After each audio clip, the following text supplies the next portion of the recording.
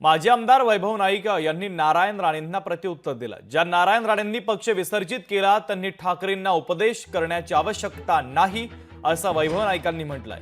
नारायण राणे यांना कसा पक्ष विसर्जित करावा लागला, आपल्या स्वार्थासाठी दुसऱ्या पक्षामध्ये जावं लागलं हे पहा, असा टोला देखील आता वैभव नाईकांनी लगावलेला आहे।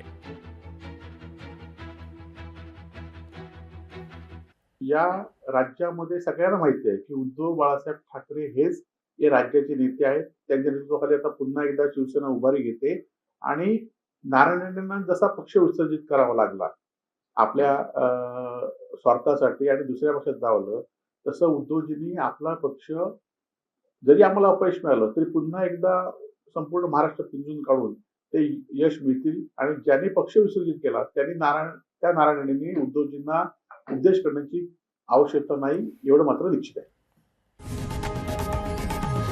लोकशाही मराठी ऐका, पहा, जागरूक रहा।